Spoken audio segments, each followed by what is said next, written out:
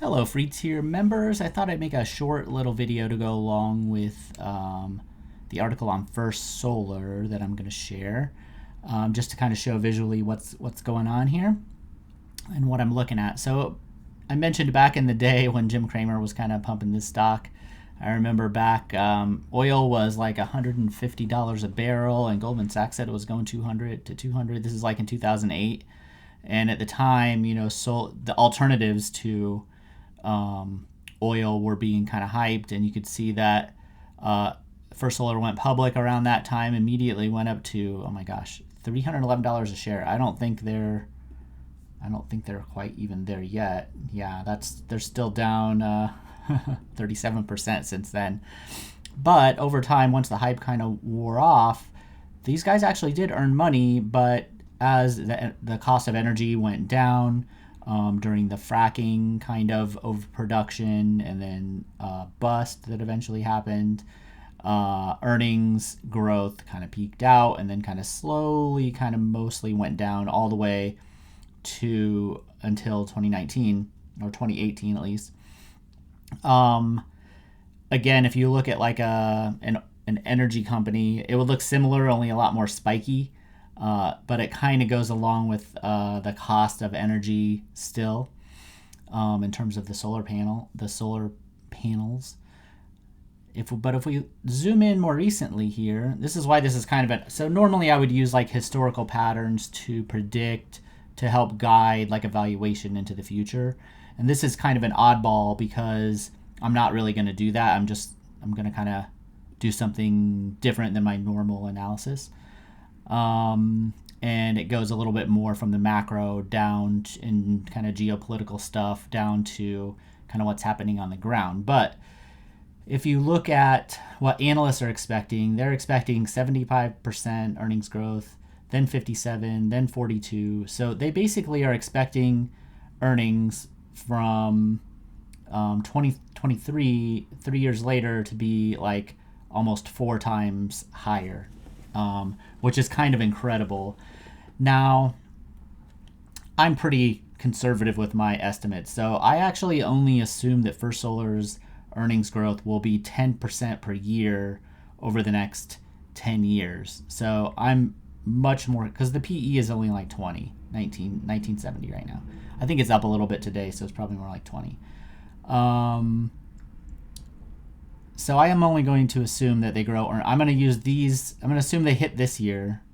And then after that, the earnings grow 10%. So for the next 10 years. So it's like 10 and a half years or whatever. And I think the structural things are in place. So here's the thing. So these guys make like industrial solar film, basically solar panels, that are kind of like thin film. According to them, like it doesn't use as much material.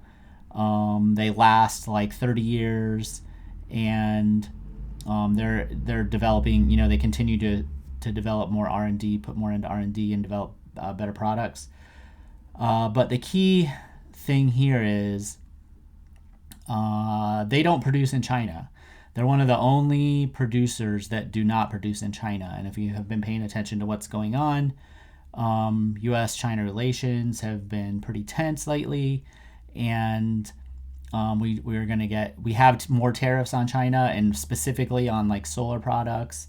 So I think that unique positioning for these guys, where the U.S. is going to spend a lot of money on infrastructure and going to limit the Chinese ability to sell solar panels in the U.S., really will benefit these guys kind of in a structural way.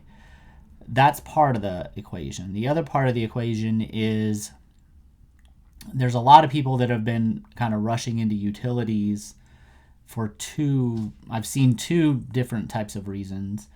One is that AI and EVs are going to just increase demand for electricity going forward. So I think that's true. I noted in the article that here in Iowa, Berkshire Hathaway Energy, Warren Buffett has talked about this at a couple meetings ago.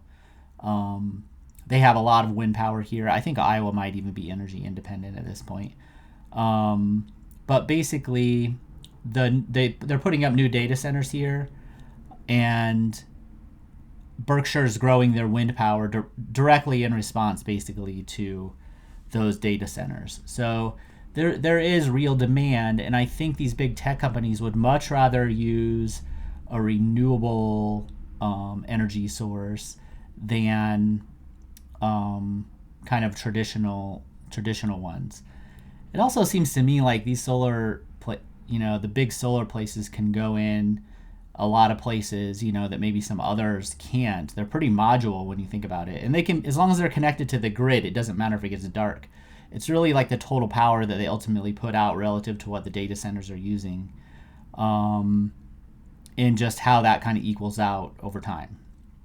So again, that lets you put they're not a utility that has like the liability stuff that's been going on out west. I don't think they even like have any debt really, like not on a, like it looks like they have net cash. So it just looks like a very pretty, almost a no-brainer. I don't want to say a no-brainer because anything can happen, right? These estimates could be wrong. But structurally, there's so many things in place that could benefit them right now. This looks like a pretty good bet for a long-term buy and hold, especially relative to a utility. So I think people are buying the utilities for the same reason, but they also want dividends, which they're so expensive they hardly pay a dividend. I mean, it's like 3 or 4% less than cash, but like cash yield on cash. And then you have all the debt that goes along with the utility company, all the regulations that go along with it. This just seems like a much better way structurally to play. If a person believes in that bigger macro thesis, this seems like a really, really solid bet to me. So that's my thinking behind the whole thing. When I do the math, I assume 10% earnings growth using that 1353, which is this year's expected earnings, which is almost double last year. So if this comes in short, that would affect this calculus. But if you assume 10% earnings growth after that, this is way, way below what analysts are expecting. Then I get a buy price of $220. So right now we're 6% less than that at 207. So there's still some room, I think, to buy this one. And then like a 1% or a 2% would be the maximum portfolio weighting that would go using this kind of analysis. I have like a 1% ish position. So I think that's it. That's my thesis along with what I wrote. And I will see everybody later. And I'm happy that you joined one of the free tiers of my service. Later.